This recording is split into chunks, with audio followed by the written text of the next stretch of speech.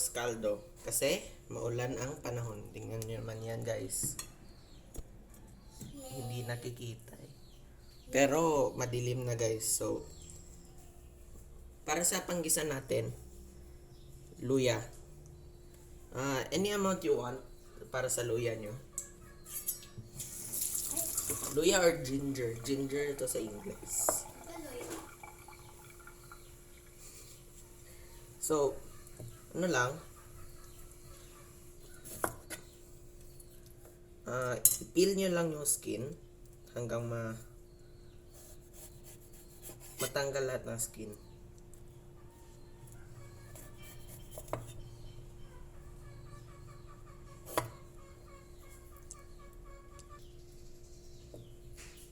Tapos, after you peel it, ito na, after you peel, you cut it into thin strips, like ganito.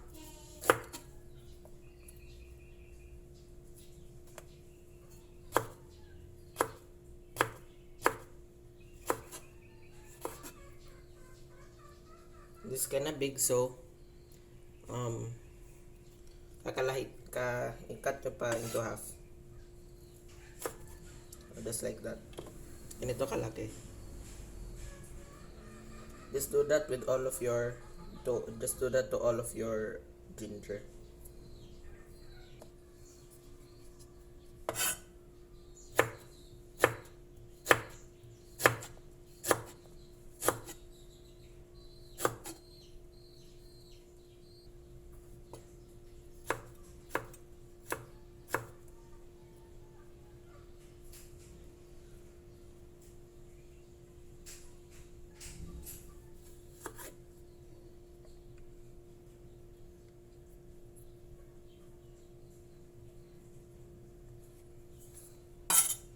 That's all of your, yan yung gagawin nyo to all of your ginger.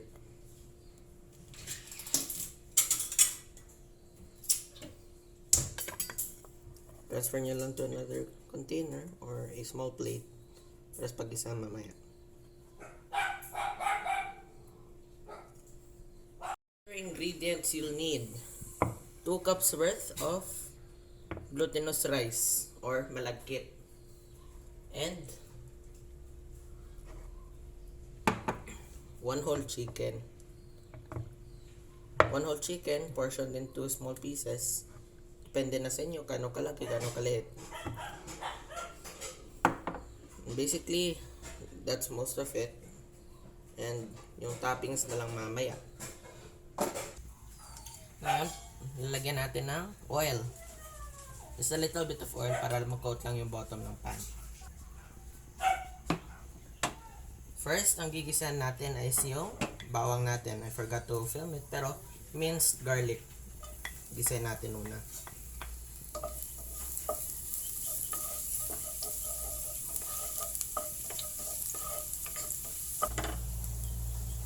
Ginger.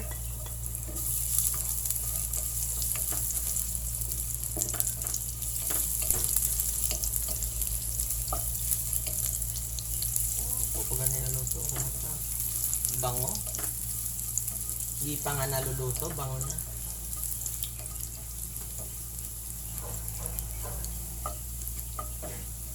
We'll put in our chicken.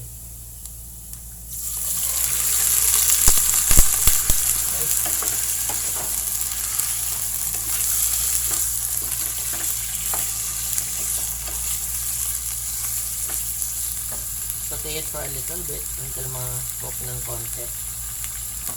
Because most of the cooking process ng chicken is masugod sa boiling niya.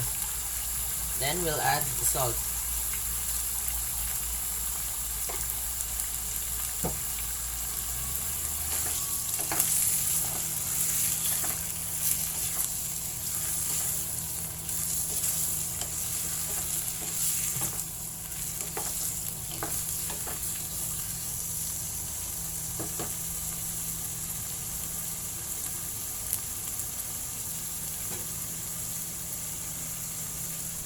Cover it for a few minutes.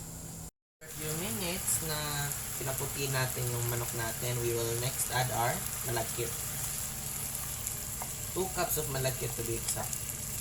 But you can adjust the amount to how much you like. Depende rin kung gaano karami yung tao sa bahay niyo. As long as mag-fit sa inyong lahat.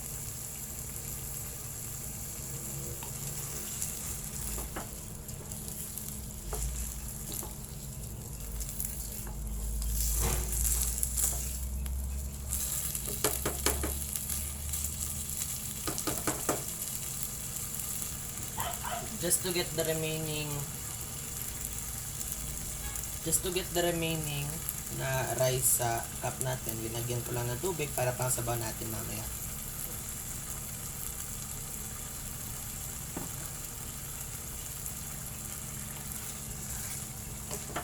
Mix it again para ma-introduce ang rice sa broth natin.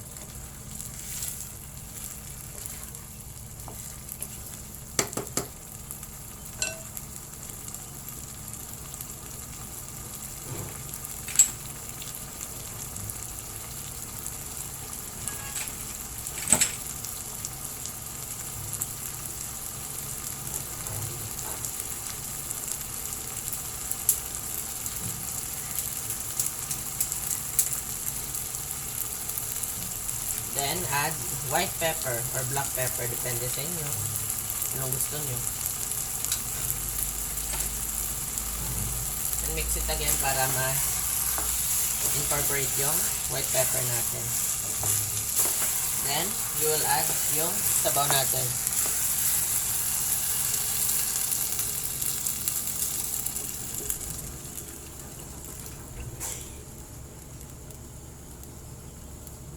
Kunin lang natin yung naiwan na rice.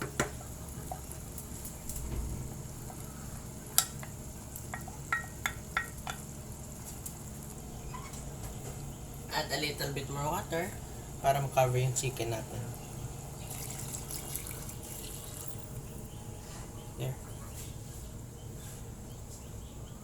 Let that sit for a few minutes until mag-boil. And add chicken cubes. And since wala kaming chicken cubes, we use pork cubes. Nabuhusan kami ng chicken cubes. Ano ba naman?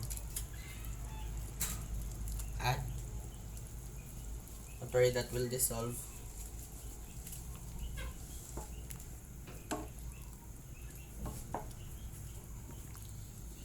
Don't hesitate to use pork cubes or chicken cubes. It will add flavor to our to the soup, and bibigyan din ng flavor ng yung kanin. For our toppings, we will prepare ahead of time green onions. Medyo, of course, kung gagawa kayo ng toppings sa green onions, choose the beautiful ones. Like ganito. Maybe just a little bit.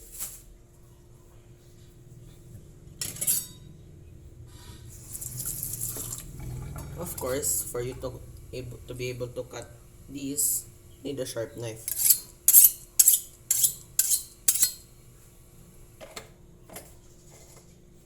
First, cut it into sections para easy yung pag-cut nyo. So, how to cut green onions? Cut it thinly since you are using it for toppings.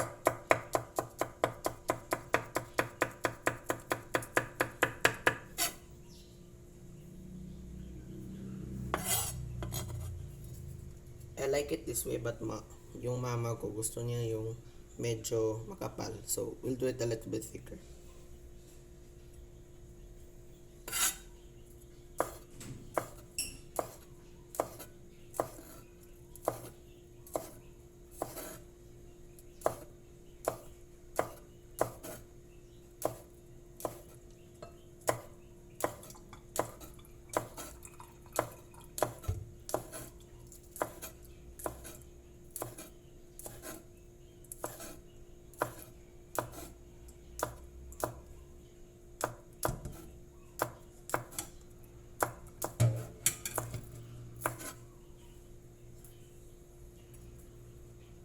So that's what your green onions will look like after chopping. You will put that on top of your arroz caldo mamaya. Just do that with all of your green onions and put them into a bowl para i-save nyo for later. Sa mamaya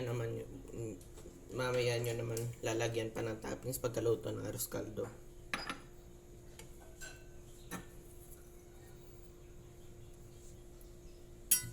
That's all of your green onion. Also, another ingredient, another topping para sa arroz caldo natin. Promise masarap to. Crispy garlic or fried garlic. Easy to make lang. Just mince a bunch of garlic tapos iprito mo sa oil. Neutral oil, any oil na walang lasa. Plus yung garlic oil magagamit mo rin for other purposes. Pero wala akong garlic oil ngayon. Lalagay ko sana sa topping ko. Ito crispy garlic. Lalagay natin mamaya. Just for you to see how fine it is, how it looks. That's how crispy garlic looks like. Kind of oily. Masarap siya. Put this later sa toppings natin. So easy toppings lang, no? Green onion, chopped green onion, plus crispy garlic. Yan lang toppings natin. 45 minutes to 1 hour. Lumambot na yung chicken at luto na din yung rice. So, ngayon, lalagyan na natin ng green onions natin yung toppings. Generous amount of green onions. Tapos, yung isa pang toppings natin na inintroduce ko kanina, yung crispy garlic natin. Just a little bit, not too much. Yan. That is your arroz caldo. Tikman natin. So, titikman na natin yung arroz caldo natin. Let's just give it a little bit of a mix para ma-even yung distribution ng garlic at ng green onions. Guys, I tell you this, ang bango-bango ng crispy garlic basta na nare-heat yung ano niya, yung essential oils niya. Kasi yung oils ng garlic nagiging parang solid once it's stored. So pag inintroduce mo naman siya dito sa napakainit na arroz caldo, of course lalabas na naman yung oil niya. So let us taste.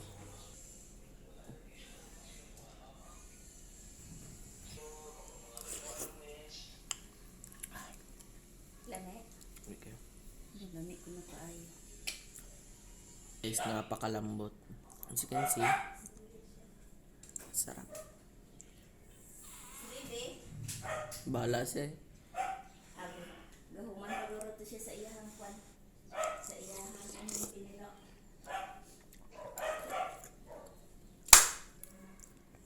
Perfect, guys. Especially with the crispy garlic and the green onion, guys. So, tapusin ko to off the camera. So, I hope you guys enjoyed this video. And I hope you follow this recipe and share this to many people. I hope to see you next time. Bye.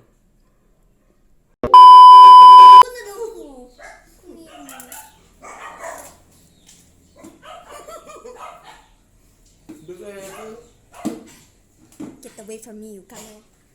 Where's your Where's my what? spoon?